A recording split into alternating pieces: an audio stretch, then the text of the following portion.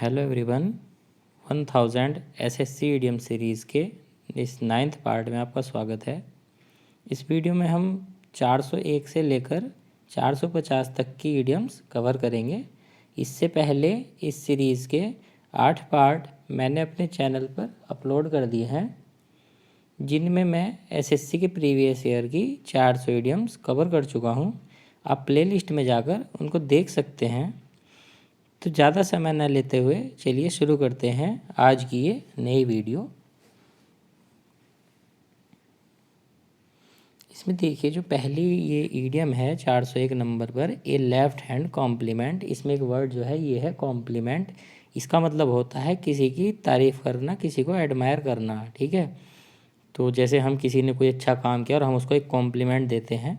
ठीक है, तो अभी लेफ़्ट हैंड कॉम्प्लीमेंट आप इसको ऐसे याद कर सकते हैं कि हम मोस्टली जो भी काम हम करते हैं, सारे काम हम अपने राइट हैंड से करते हैं, और अचानक से कोई काम हम अपने लेफ़्ट हैंड से करने लगे जो कि हम राइट हैंड से करते हैं, तो सामने वाले को वो अपने आप एक एम्बिगस लगेगा। ठीक है, कि जिसका कोई सही सा अर्थ ना निकल रहा हो, तो उसको लेफ़्ट हैंड कॉम्प्लीमेंट लगेगा कि एक ऐसी तारीफ़ जो वास्तविक रूप से अपमान है। ठीक है, इसको आप ऐसे रिलेट कर सकते हैं।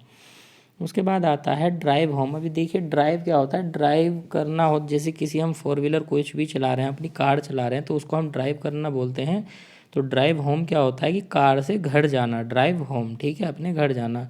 तो आपने देखा होगा कि जब भी कभी आप ऑफिस वगैरह से कहीं से अपने घर जाते हैं, तो लोगों को अक्सर घर जाने की बहुत ज़्यादा जल्दी होती है, तो वो पूरा ज़ोर लगा देते हैं कि हम जल्दी से जल्दी अपने घर जाएं, एम्फेसाइज कर देते हैं अपने ड्राइविंग स्किल को, और अच्छे से थोड़ा तेज़ वहाँ जाते हैं। तो बस आप यहीं से इसको रिलेट कर लीजिए कि ड्राइव होम जो होता है, ये किसी भी चीज़ पर एक जोर देना होता है, एम्फेसाइज करना होता है। ठीक है, उसके बाद आता है हमारा वाइड ऑफ द मार्क। अब वाइड ऑफ द मार्क को आप एक एग्जांपल, जैसे क्रिकेट होता है, क्रिकेट में एक वाइड बॉल होती है।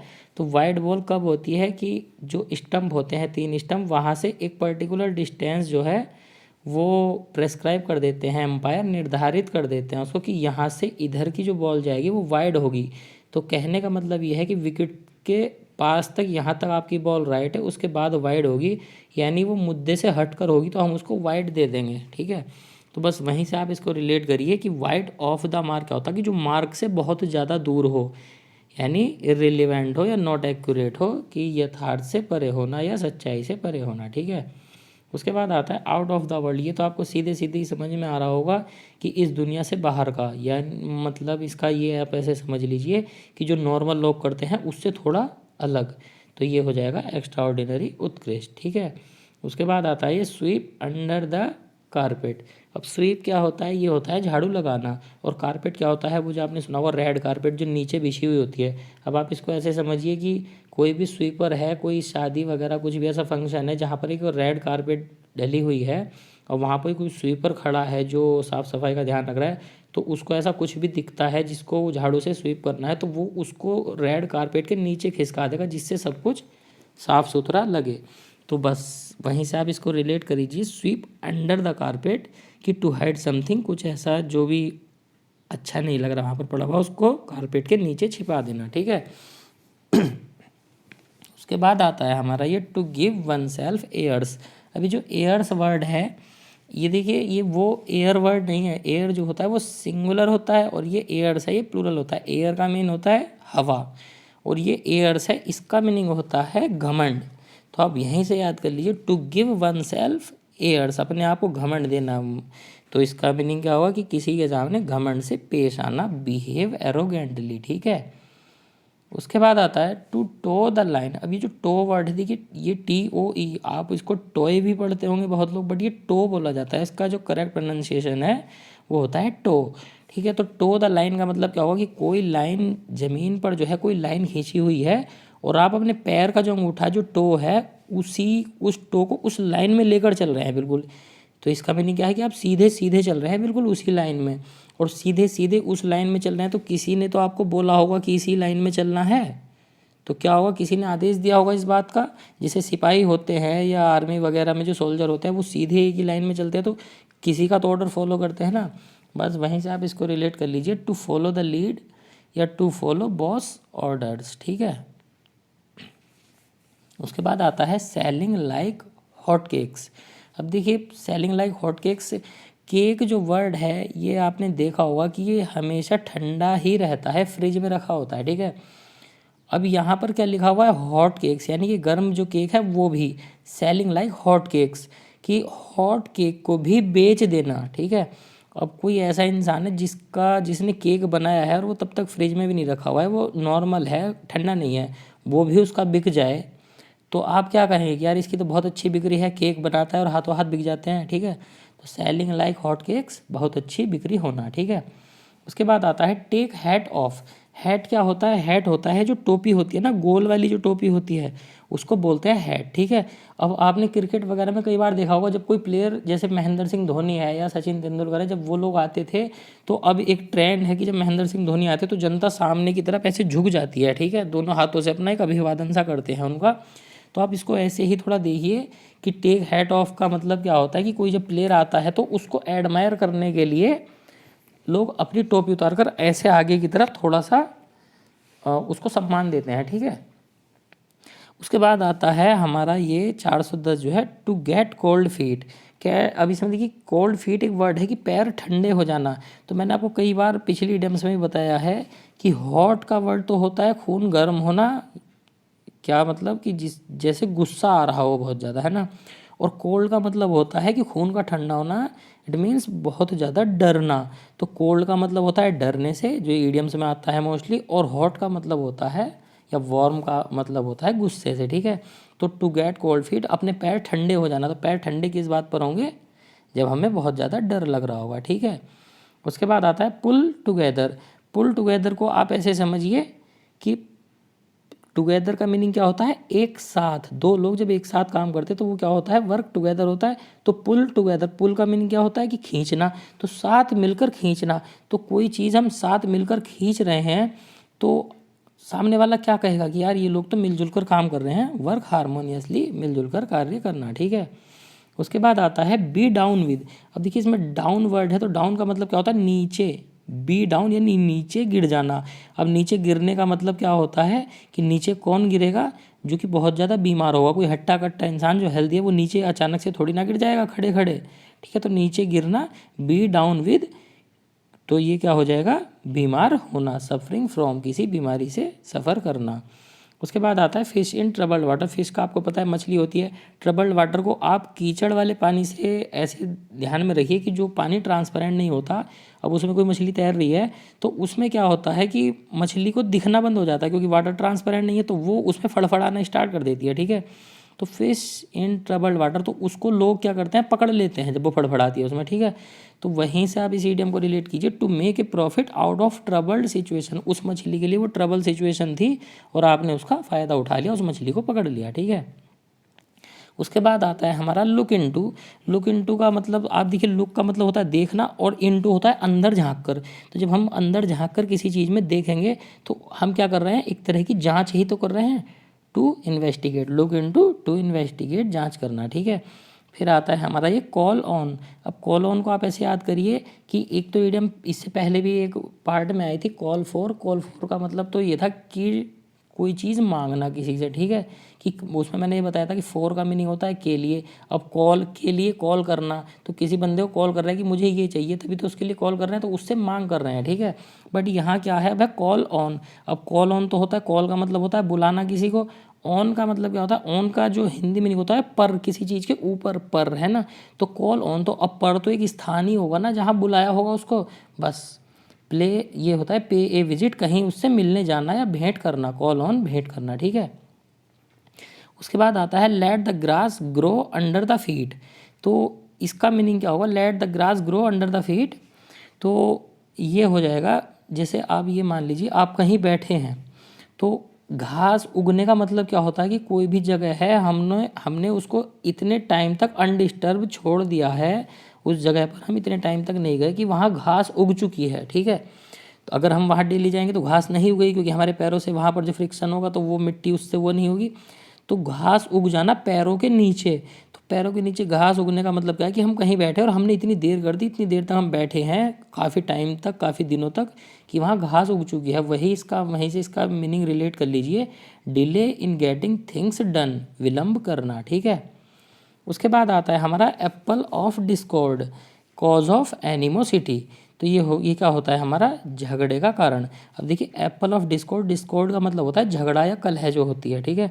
तो एप्पल ऑफ डिस्कॉर्ड, किसी के घर में एक ही एप्पल है, वो रखा है, अब दो बच्चे उस एप्पल के लिए लड़ाई कर रहे हैं, तो वो क्या होगा, ये अगर दो बच्चे हैं और दो ही एप्पल होते तो दोनों एक एक मिल बांट कर खा लेते, कोई झगड़े की बात नहीं थी। बट एप्पल एक है, बच्चे दो हैं खाने वाले, तो दोनों के बीच उस एप्पल को खाने के लिए लड़ाई हो रही है, तो वो एप्पल क्या है, वही तो झगड़े का कारण है। ठीक है। तो ये क्या हो जाएगा, एप्पल ऑफ डिस्कॉर्ड, झगड़े का कारण। ठीक है। उसके बाद आता है a fish out of water. अब देखिए फिश जो मछली होती है वो पानी में ही तैर सकती है, पानी ही उसके लिए एक स्वर्ग जैसा होता है। ठीक है। और अगर हम उसको पानी से बाहर निकाल दें तो वो कुछ भी नहीं कर सकती सिवाय फड़फड़ाने के। ठीक है। वो फड़फड़ाती रहेगी, बस मर जाएगी, उससे ज़्यादा कुछ भी उसका नहीं होगा। तो वहीं से आप इसको याद रखिए कि जब फिश आउट ऑफ वाटर हो जाती है तो वो उसके लिए एक अनकम्फर्टेबल सिचुएशन हो जाती है। ठीक है। Fish out of water in uncomfortable situation, असहज। ठीक है। उसके बाद आता है in the long run. In the long run का क्या होता है, over a period of time. तो इसमें आप ऐसे देखिए, लॉन्ग रन तो आपने वैसे भी नॉर्मल लैंग्वेज में सुना होगा, इन द लॉन्ग रन, कि लॉन्ग रन, जब इसमें वर्ड में ही लॉन्ग है तो लंबे की बात हो रही होगी, लॉन्ग रन। तो over a period of time, अंततः पुराने मतलब अंत में जा करके लॉन्ग रन में। ठीक है। उसके बाद आता है जंपिंग डाउन वंस थ्रोट। इसको आप ऐसे याद करिए, देखिए थ्रोट होता है गला।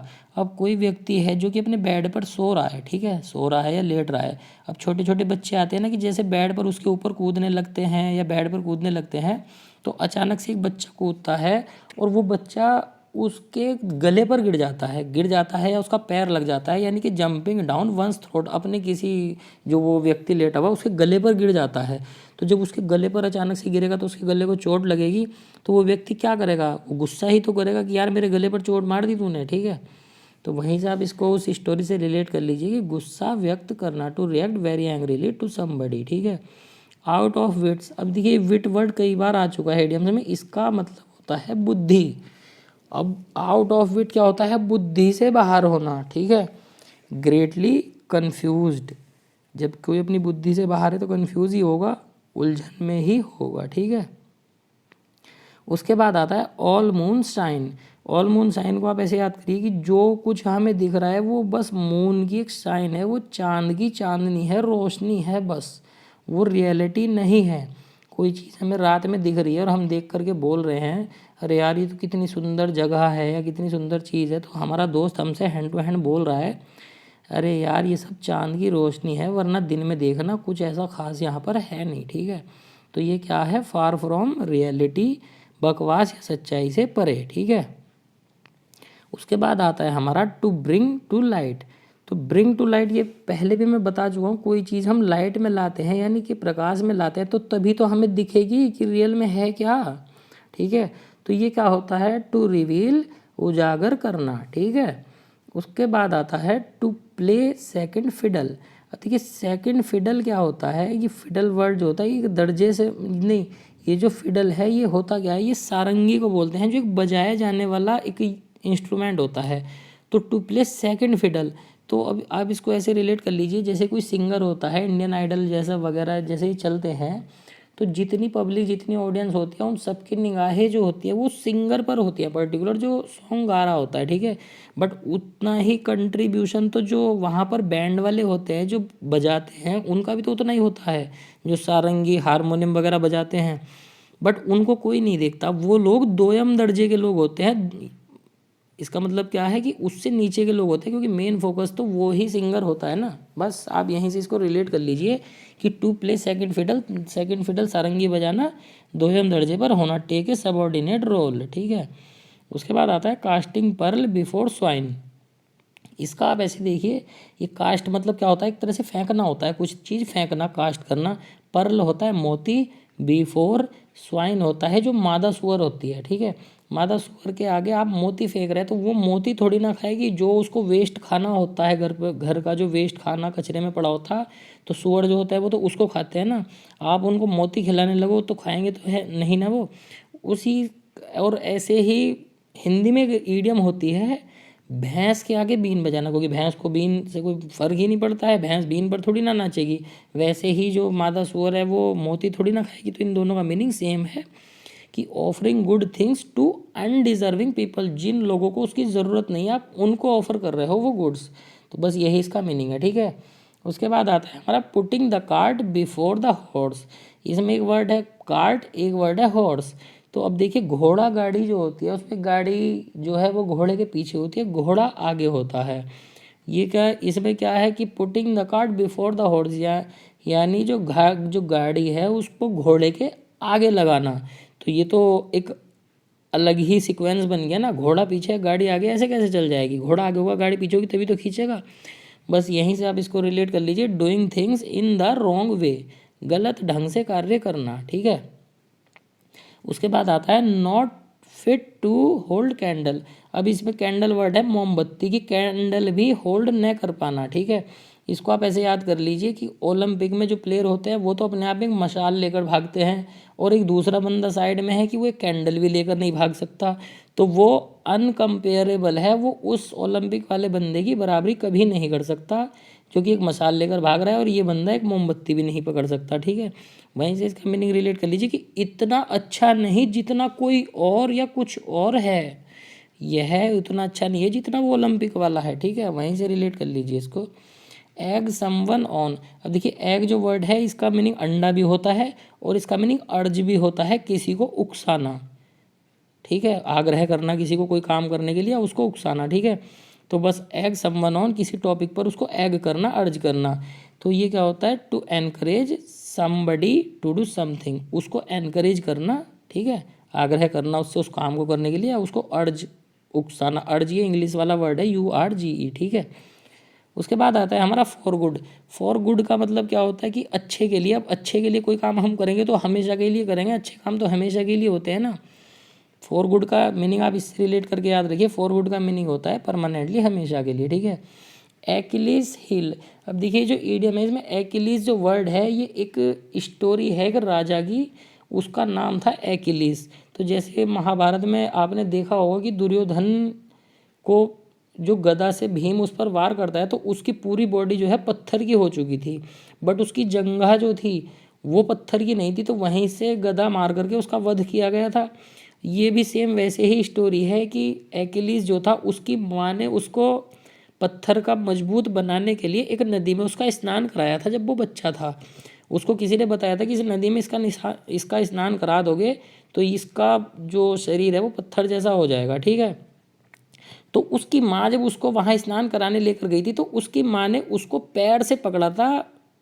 मीन्स ये है कि उसकी एड़ी से पकड़कर उसको स्नान कराया था उस नदी में। तो जो एड़ी थी वो माता के हाथ में रह गई थी, मतलब उसके हाथ से कवर हो गई थी, तो वहाँ तक उस नदी का पानी पहुँच नहीं पाया था। तो वो जो उसकी एड़ी थी वो उसका कमज़ोर पहलू बन गया था, जैसे दुर्योधन की जंघा उसका कमज़ोर पहलू हो गया था। तो वहीं से ये ईडियम बन चुकी है कि जब उसके शत्रुओं ने उसको मारा, उसके एक्लिस के, तो उसकी एड़ी पर वार करके ही मारा था, उसकी हील पर, क्योंकि वही उसका सबसे कमज़ोर पहलू था, बाकी उसकी बॉडी पत्थर जैसी हो गई थी। तो बस यही से आप इसको रिलेट किया, ये वही स्टोरी है। तो एक्लिस हील जो है उसकी वो जो हील थी वो कमज़ोर पहलू था उसका, ठीक है, वीक स्पॉट। उसके बाद है take a leap in the dark. देखिए लीप का जो मीनिंग होता है ये होता है टू टेक रिस्क, जोखिम लेना, और इसमें लीप होता है छलांग लगाना, ठीक है। लीप्स एंड बाउंड्स में भी ये वर्ड आया हुआ था, लीप होता है छलांग लगाना। तो टू टेक रिस्क, अब आप अंधेरे में कहीं पर भी छलांग लगा रहे हैं जा करके, अंधेरे में आपको ये नहीं पता सामने क्या हो सकता है, कुआं है या खाई है, आपने फिर भी छलांग लगा दी, तो आपने एक रिस्क तो ले लिया ना। तो ये हो जाएगा take a leap in the dark, to take risk, जोखिम लेना, ठीक है। उसके बाद आता है हमारा कट द गार्जियन नोट। तो गार्जियन नोट को इसको आप ऐसे याद करेंगे कि कट द गार्जियन नोट, कि जो एक गार्जियन है आपके, उन्होंने टाई पहनी हुई है, तो टाई की जो गांठ लगती है उसको बोलते हैं नोट, GARDNOT, ठीक है। तो गांठ को बोलते हैं नोट। अब आपके गार्जियन ने टाई पहनी हुई है और वो टाई की गांठ जो है वो ऐसे लग चुकी है कि वो खुलेगी नहीं, ठीक है, वो आपको काटनी ही पड़ेगी। तो अब वो गले पर लगी हुई है, खुल वो रही नहीं है, तो वो उनके लिए एक मुश्किल बन चुकी है ना। तो अब आपने क्या किया कि आपने अपने गार्जियन की जो नोट टाई में लगी हुई है उसको ब्लेड से काट दिया। तो वो कटने के बाद तो खुल जाएगी, तो उनके गले में जो फंदा लगा हुआ था, जो टाई का फंदा था, वो खुल गया। बस आपने उनकी सारी मुश्किल जो थी वो दूर कर दी। तो ये क्या हो जाएगा, remove difficulty to solve problem. उसके बाद आता है a rough violent troublesome person. इसमें इतने वर्ड आपको मिल गए हैं जो रफ हो, वायलेंट हो, ट्रबलसम हो, इन सब चीज़ों से भरा हुआ हो। एक मीन इसका टार भी होता है ये। तो ये क्या होगा, ये एक ऐसा व्यक्ति होगा जिससे अगर हमारा सामना हो जाए तो बहुत बुरा हो जाएगा, ठीक है। उसके बाद आता है ये एक केक वॉक। केक वॉक क्या होता है, बहुत ही आसान जीत। तो केक वॉक को आप ऐसे मानिए कि जो हम केक काटते हैं, तो केक काटना चाकू से काटते हैं हम, तो वो इतनी आसानी से कट जाता है कि उसमें हमें अलग से कुछ जोर आजमाइश करने की ज़रूरत नहीं होती कि केक पर चलिए या केक को काटिए। वो इतना सॉफ्ट होता है कि हमें उसमें अलग से एफर्ट करने की ज़रूरत होती नहीं है। तो बस ये क्या हो जाएगा, एक cake walk an easy achievement, जो बहुत आसानी से हो जाए, ठीक है। उसके बाद आता है हमारा not to look a gift horse in the mouth. इसका तो आप मीनिंग, ये नोट का वर्ड, नोट वर्ड भी आप याद रखिए, क्योंकि इसमें कई बार ईडियम ये आ जाती है to look a gift horse in the mouth. तो इसमें नोट लगा हुआ नहीं आता, तो तब तो आप इसको बोलेंगे उपहार में कमी निकालना। और अब यहाँ इस पर नोट लग चुका है तो कमी ना निकालना। ये दोनों तरह से आप इस ईडियम को याद रखना, not to find fault with the gift receive, ठीक है। उसके बाद आता है मैन ऑफ स्ट्रॉ। अब इसमें देखिए जो एक वर्ड होता है, दिल्ली में एक समस्या बहुत आती है पुराल जलाने की। तो पुराल, पुराल तो उसको गांव की भाषा में बोलते हैं और दिल्ली में उसको बोलते हैं पराली। पराली जो धान का जो नीचे का वो होता है, स्ट्रॉ होती है, पराली होती है वो। उसी पराली को लोग जब धान के खेतों में, हमारे जो जंगली जानवर हैं वो हमारे गेहूं वगैरह के खेतों में नुकसान करते हैं, तो हम उसी पराली को एक कपड़े के उसमें भर के एक बिजूका बनाते हैं, ठीक है, जो एकदम आदमी जैसा तो दिखता है बट आदमी होता नहीं है वो, ठीक है। तो वो हम बना करके उस खेत में खड़ा कर देते हैं। तो अब ए मैन ऑफ स्ट्रॉ, पराली से बना हुआ आदमी, उस पराली को स्ट्रॉ बोलते हैं, ठीक है। तो पराली से बना हुआ आदमी, तो a man of no substance, अविश्वासी व्यक्ति, ऐसा व्यक्ति जिसका कोई विश्वास ना हो कि ये व्यक्ति है या ये पुतला है, ठीक है। बस वहीं से आप इसको रिलेट कर लीजिए। उसके बाद आता है born with A silver spoon. एक चांदी की चम्मच के साथ जन्म लेना। चांदी की चम्मच, अब आपने देखा होगा मिडिल क्लास फैमिली हो या कोई सी भी हो, मोस्टली लोगों के घर में जो है स्टील की चम्मच चलती है खाना खाने के लिए, ठीक है। तो स्टील की जगह अगर कोई फैमिली ऐसी है जो कि चांदी की चम्मच का इस्तेमाल करती है खाना खाने के लिए, तो इसका मतलब क्या है, चांदी तो बहुत महंगी है, तो वो फैमिली बहुत ज़्यादा अमीर है और उस सब को अफोर्ड कर सकती है चांदी की चम्मच से खाना खाना। तो उनका बच्चा जो है वो भी चांदी की चम्मच के साथ ही पैदा होगा। तो वहीं से आप इसको रिलेट कर लीजिए कि एक धनी परिवार में जन्म लेना, ठीक है। उसके बाद आता है लेट स्लीपिंग डॉग्स लाई। इसमें ये क्या होता है, देखिए स्लीपिंग डॉग्स, जो कुत्ते सो रहे हैं उनके लिए वर्ड आया है स्लीपिंग डॉग्स, और लाई होता है ज़मीन पर पड़े रहना, ठीक है। तो हम इसको कहाँ से रिलेट कर रहे हैं कि लेट स्लीपिंग डॉग्स लाई, जो कुत्ते सो रहे हैं आप उनको पड़े रहने दो, ज़मीन पर पड़े रहने दो, ठीक है।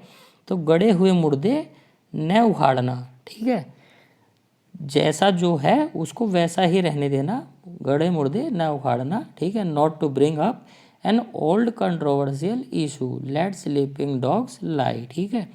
उसके बाद आता है a month of Sundays.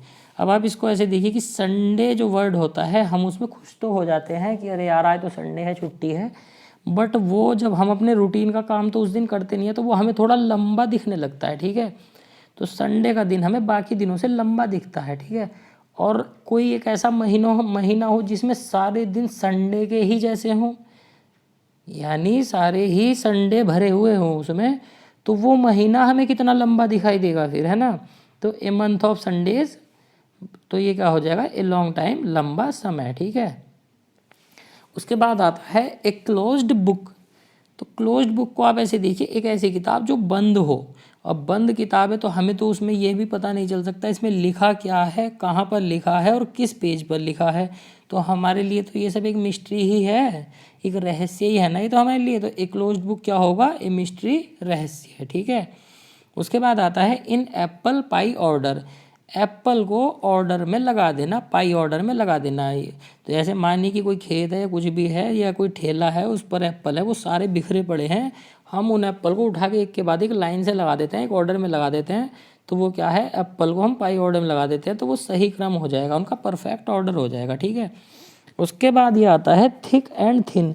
Thick का मतलब होता है मोटा और थिन का मतलब होता है पतला। तो अब ये देखिए थिक एंड थिन क्या होगा कि परिस्थिति मोटी हो या पतली हो, या तो यानी जैसी भी स्थिति हो, कोई व्यक्ति जो है वो हर परिस्थिति के लिए तैयार है, सभी परिस्थितियों में तैयार है, ठीक है। उसके बाद आता है वेट वंस विशल। अब देखिए इसमें वर्ड है वेट, ये होता है गीला, और विशल वर्ड होता है सीटी, जो हम सीटी बजाते हैं अपने मुंह से, ठीक है। तो उसमें ये क्या आता है, वेट वंस विशल, अपनी सीटी गीली करना। अब सीटी किस चीज़ से बजती है, सीटी बजती है होठों से। और होठ कब गीले होंगे, जब हम कोई ड्रिंक लेंगे, लिक्विड हम कोई लेंगे। तो to have a drink moistens one's throat, अपने गले को गीले करना या अपने होठों को, क्योंकि सीटी जो है वो गले से या होठों से ही तो बजती है। तो शराब पीना, ठीक है, अपनी सीटी गीली करना, अपना गला गीला करना है, अपने होठ गीले करना, तो ये हो जाएगा लिक्विड या कोई ड्रिंक पीना, शराब पीना, ठीक है। उसके बाद आता है एवरी इंच ए जेंटलमैन। अब देखिए बॉडी तो वैसे कई कई फीट की बॉडी होती है हमारी, 5 से 6 फीट की बॉडी होती है, और उसमें छोटे छोटे फीट में इंच होते हैं। अब कोई ऐसा व्यक्ति है जो बिल्कुल एक एक कोने, कुछ भी कह लीजिए कि वो बोलते हैं ना कि कूट कूट कर इसमें ये गुण भरे हैं, तो एक एक इंच में वो जेंटलमैन वाला जो ये गुण है उससे भरा हुआ है, ठीक है। तो एवरी इंच ए जेंटलमैन, तो ये क्या हो जाएगा, एंटरली, पूर्णतया, ठीक है। उसके बाद आता है 445 जो है ये कूल वंस हील। तो ये क्या होगा, किसी की इंतज़ार करते करते एड़ियाँ ठंडी हो जाना, क्योंकि वो बंदा वहाँ पर बैठा है, जो व्यक्ति है वो बैठा है, तो वो बैठने से ही तो उसके पैरों में जो ब्लड सर्कुलेशन है वो कम होगा, तभी तो उसके पैर क्या है, उसकी एड़ियाँ ठंडी हो जाएंगी। यदि वो चलता रहेगा तो ब्लड सर्कुलेशन और ज़्यादा फास्ट रहेगा, तो एड़ियाँ ठंडी तो होने का मतलब नहीं है। इसका मतलब वो बैठा है, किसी का इंतज़ार कर रहा है, काफ़ी टाइम से कर रहा है, ठीक है। बस यहीं से आप इसको रिलेट कर लीजिए। उसके बाद आता है मेक इट लाइट। तो ये लाइट वर्ड जो है अब यहाँ रोशनी के लिए यूज़ नहीं हुआ, ये हुआ है हल्के के लिए यूज़, ठीक है। मेक इट लाइट, इसको हल्के में लेना, हल्का बनाना या हल्के में लेना, वही इसका इंग्लिश मीनिंग है। ट्रीट लाइटली, किसी को हल्के में लेना, महत्वपूर्ण नहीं मानना उसको। जैसे एक वही इडियम है कि घर की मुर्गी दाल बराबर, ठीक है, वही है ये मेक इट लाइट। उसके बाद आता है हमारा फील ब्लू, और फील ब्लू का आप यहाँ से देख लीजिए, इन ट्रबल, डिप्रेस्ड, चिंतित होना, अपने आप को फील ब्लू करना, चिंतित होना, ठीक है। उसके बाद आता है ये अबव बोर्ड। अबव बोर्ड को आप ऐसे देखिए कि कोई एक बोर्ड है जो इंटरव्यू लेने का काम करता है, तो उसमें एक व्यक्ति ऐसा है जो बहुत ही ज़्यादा ईमानदार है, ठीक है। बोर्ड मेकिंग कमेटी जो है, जिसने बोर्ड बनाया है, वो सबसे पहले किस व्यक्ति पर ध्यान देगी, जो जिस पर उनको इतना विश्वास हो कि इससे ज़्यादा ईमानदार व्यक्ति इस पूरे पूरे बोर्ड में नहीं है, तो वो उस व्यक्ति को ही सबसे ज़्यादा अहमियत देंगे और उसको ही उसका चेयरमैन बना देंगे, ठीक है। तो जो ईमानदार व्यक्ति है तभी तो वो अबव बोर्ड हो गया, बाकी सबसे ऊपर हो गया। तो अबव बोर्ड क्या है, लीगल एंड ऑनेस्ट, ईमानदार, ठीक है। उसके बाद आता है पोर कैट्स एंड डॉग्स। तो पोर का मतलब होता है जो ऊपर से जो पानी गिरता है उसको बोलते हैं पोर, ठीक है। अब कुत्ते बिल्लियों की तरह बारिश हो रही है, ये आप ग्रामर में बहुत ज़्यादा कई बार पढ़ेंगे, ठीक है। तो पोर कैट्स एंड डॉग्स का मतलब क्या होता है फिर, कि कुत्ते बिल्लियों की तरह ऊपर से बूंदें बरस रही हैं, रेन हैविली, मूसलाधार बारिश होना, ठीक है। उसके बाद आती है लास्ट इडियम हमारी आज की, विद वन वॉइस। अब विद वन वॉइस का मतलब क्या है कि 4 लड़के हैं, चारों लड़कों से हमने कहा कि भाई आज हम क्रिकेट खेलने चलते हैं, चारों ने एक ही आवाज़ में बोला नो। क्या बोला, नो। लड़के 4 थे, एक ही आवाज़ में सबने एक साथ बोला नो, तो ये क्या होगा, यूनैनिमसली, यानी कि सबका मत एक ही था, एक ही आवाज़ में उन्होंने अपनी जो उनकी इच्छा थी वो प्रकट कर दी। ठीक है, तो गाइज़ ये थी आज की हमारी वीडियो, जो कि हमारा 9th पार्ट आज पूरा हो चुका है। ये 450 प्रीवियस ईयर की इडियम्स मैंने आपको कंप्लीट करा दी है। ऐसे ही 4-5 दिन में मैं आने वाले जो पार्ट है वो भी कंप्लीट करा दूंगा और आपकी ये 1000 इडियम्स की सीरीज़ कंप्लीट हो जाएगी आपके एग्ज़ाम से पहले पहले। ठीक है, तब तक के लिए बाय बाय, धन्यवाद।